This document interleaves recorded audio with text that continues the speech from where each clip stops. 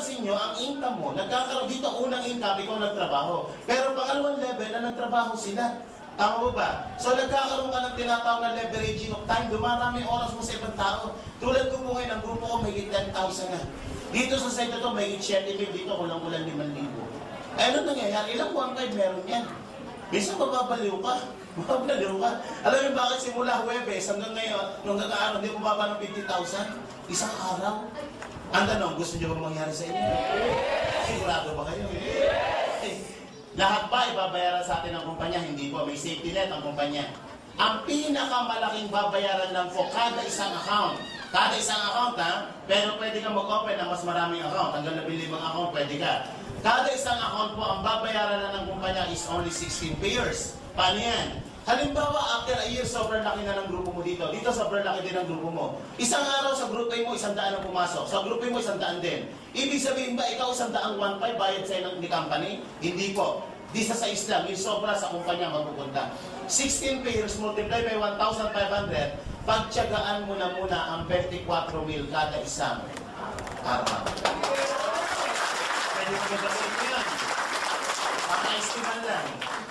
Sabog ang pantog mo dyan, na-esting yan. Eh baka sabi mo na 50,000 ka per day. Tapos dito, 24,000 lang. Per account, hindi naman isang account ako, 7 account ako. Mamaya papaliwanag ko po sa inyo kung paano yan. Maganda po itong sales matching o binary plan kung parehas malakas ang group A at ang group B mo. Paano kung ang nangyari sa'yo ganito? Pagka-join mo, ang naimbita mo dito sa left side mo, hindi pangkaraniwang nilalang. Isang halimaw. Nakakilala po ng halimaw, hindi po ng tao. Kakilala, di kakilala, iniimbita.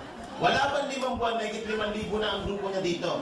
Dito sa side na to, hindi halimaw na imbita mo. Ka-opposite niya, tarsier. Nakakilala po ng tarsier? Ang tarsier, kahit gulatin mo ng gulatin, nakaganon lang yun. Yung tipo ng kaibigan mo, naku-friend, alam mo, 1 taon ka na dyan, ni isang kape, wala kang benta. Magbenta ka lang para tayo kumita.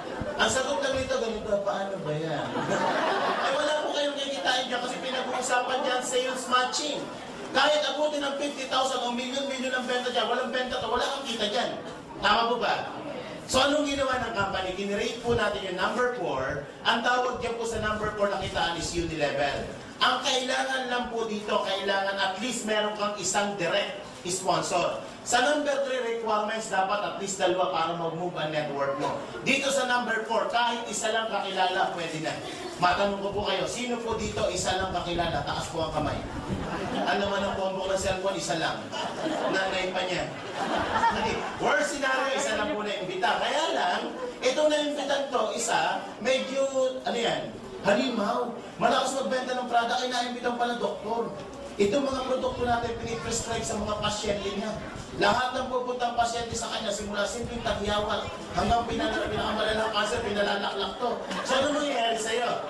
Ang sabi sa number 4, lahat ng direct mo, ikaw nag-imbita. Meron kang kitang 10% sa lahat ng ipupus na produkto niyan. Gagamitin at ibebenta ang produkto niyan, 10% ng gamit nun, sa'yo pupunta. Eh, paano kung nag-imbita to? Kasi isang taon to, nag-imbita ng 10 kakilala, yan po yung second level mo. Sa second level, may 5% ka pa rin kita. Kapatid, hindi mo na kilala to. Tama po ba? Pero gumagamit ng produkto, 5% umaakyat pa rin sa'yo. Hindi ko natatapos sa second level. Up to 10th level ng generation mo. Up to 10th level, may 5% overriding ka sa ginagamit at sa ibinebenta ng mga to habang buhay. Maganda po ba o magandang maganda? Palakpak naman yan. Ikaw, nag-try ka lang, naimbita mo isa lang. Nagkataon to, maraming kilala, naimbita 10. Itong 10, nag-imbita 10, 100 na. Itong 100, ginaya to, nag-imbita 10, 1,000 na. On the 4th level, may 1,000 tao ka. Nagkakape pa lang sa umaga, tulog ka pa, may kita ka na. Tama po, ganyan ka-powerful po. At itong account po sa kumpanya, sa global, yung account niyo po is transferable. Paano yung transferable? Halimbawa, kumikita na ng maganda yung account mo, after a year, nag-100,000 na. Eh, biglang naimbita ka ni Lord sa taas.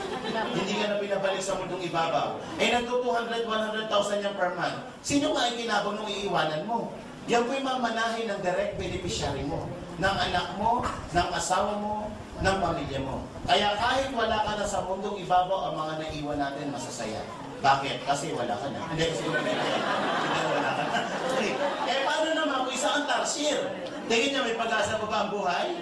Sa ibang kumpanya, pag ikaw nagpaka-tarsier, hindi ka nagbenta, hindi ka nag-imbita, wala nang pag-asang kumita.